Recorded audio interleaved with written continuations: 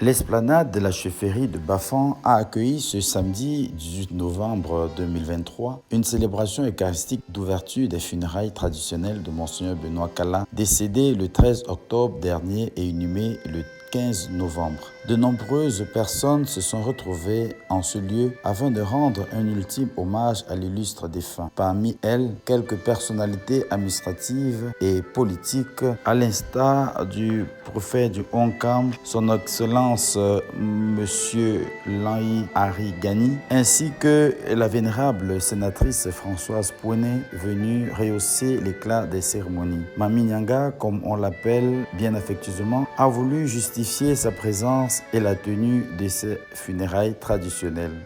Seigneur, c'est mon tonton. C'est ma mère est la petite sœur de sa mère. Donc, quand ma mère s'est mariée à Banka, il a donc pris Monseigneur pour garder mes aînés, comme on appelle ça, Njipunk. Donc, depuis, nous on appelait donc Monseigneur notre tonton parce que c'était notre tonton.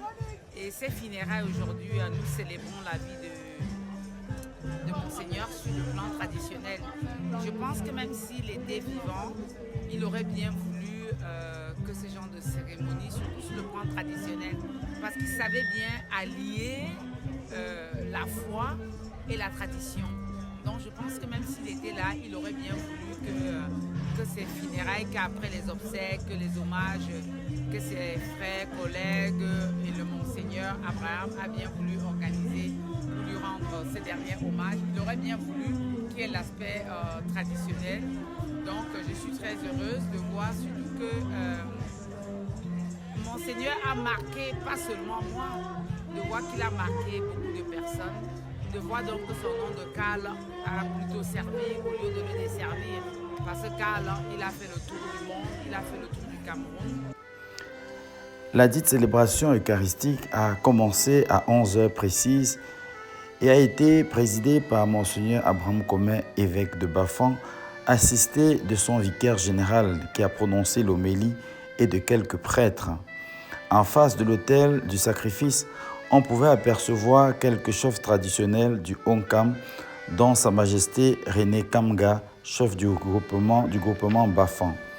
Au-delà de l'amitié qu'il avait pour son frère, Monseigneur Kala Benoît, l'hommage qui lui a été rendu par la chefferie est sa dignité de prince à la chefferie. Cette proximité de l'Église et de la tradition n'a pas manqué de susciter quelques interrogations sur l'intérêt de célébrer les funérailles traditionnelles d'un prêtre, défenseur invétéré de la foi chrétienne. Le doyen du conseil presbytéral s'est prêté à notre micro afin d'expliquer le bien fondé de cette célébration. Nous sommes ici à la chefferie de Bafan et pour faire les funérailles de Monseigneur Benoît Kala, un éminent prêtre de notre diocèse et de notre pays. Et la question qui peut venir tout de go, c'est quel est le lien ou quels sont les liens qu'il y a entre les funérailles et les obsèques chrétiennes. Et je peux dire ici que les funérailles chez les Bamileke, c'est une cérémonie d'adieu, de revoir, puisqu'on sait que celui qui part, on le reverra un de ces jours, parce qu'il entre dans le clan des ancêtres. Et s'il entre dans le clan des ancêtres, c'est parce qu'il a bien travaillé, c'est parce qu'il a bien fait, il s'est bien comporté dans la société pendant qu'il était encore vivant. Et donc ça fait dire que le père Benoît, en tant que fils de ce village et de cette communauté, a montré le bon exemple. C'est pourquoi il a droit à entrer dans le clan des ancêtres. Et entrer dans le clan des ancêtres, comme on dit en Bafan ou en langue bamileke, il entre là auprès de Dieu. Donc il y a ce lien-là que parfois on ne comprend pas. Les funérailles ne peuvent pas se faire pour quelqu'un qui s'est mal comporté dans la communauté. Celui qui se comporte mal dans la communauté pendant son vivant ne peut pas être considéré comme ancêtre. Pour entrer dans le clan des ancêtres, il faudrait que tu aies vécu dans l'amour, dans la solidarité, dans la protection des autres Et c'est donc comme cela, avec le même esprit que même au-delà, auprès du Seigneur, tu seras capable de faire ce bien-là. Et voilà. À cette problématique et pour plus d'éclairage sur la question, Monseigneur Abraham Comey s'est montré ferme sur la prééminence du sacrifice eucharistique par rapport aux autres rites traditionnels. Il faut clairement exprimer la prééminence de la célébration chrétienne que nous voulons faire, que nous venons de célébrer, que nous venons de vivre, parce qu'elle est holistique.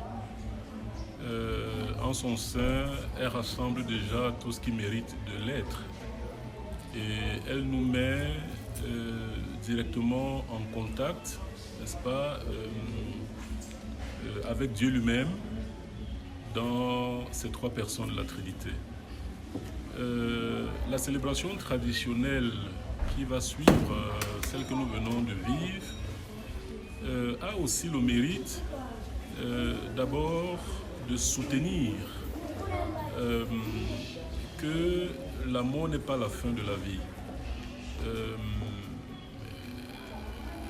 Appelons-les les traditionnalistes pour qu'on se comprenne, même si ce n'est pas tout à fait le nom qui convient à ceux qui vont célébrer cette étape. Ils disent à leur manière qu'après la mort, la vie continue et que le défunt qui est parti, n'est-ce pas, est attendu par une communauté de ce qu'on appelle les ancêtres, c'est-à-dire des personnes qui en cette vie soit ont vécu selon les ressorts de l'Évangile, soit alors selon la lumière divine qui habitait déjà leur conscience. Ils ont vécu, n'est-ce pas, selon ces principes moraux, ces valeurs de la justice, du partage, du respect de la dignité, n'est-ce pas, des hommes. Eh bien, ces personnes qui sont intermédiaires entre le divin et les humains, ces personnes, n'est-ce pas, l'attendent pour l'accueillir dans un collège où il deviendrait lui-même, n'est-ce pas, un ancêtre, c'est-à-dire une situation intermédiaire entre la divinité et les créatures humaines qui continuent de cheminer en ce monde. Donc il y a ce lien qui est à respecter et qui, dans cette deuxième phase, sera exprimé dans toute sa consistance culturelle, la culture d'un peuple, en l'occurrence, n'est-ce pas, le peuple bamileke. À l'issue de cette célébration eucharistique, plusieurs personnes ont donné leur témoignage du défunt. Elles sont revenues sur sa rigueur, sa bienveillance envers tous, son intégrité, son efficacité. Pour son camarade de classe et ami d'université, M. Chouamani Bertin, c'était un grand homme. Un de ses fils spirituels de la chorale Saint-Benoît de la cathédrale de Nkonsamba a d'ailleurs appelé à sa canonisation. En attendant que sa cause soit introduite par les autorités compétentes, l'Assemblée s'est retrouvée au lycée rural pour de grandes manifestations traditionnelles.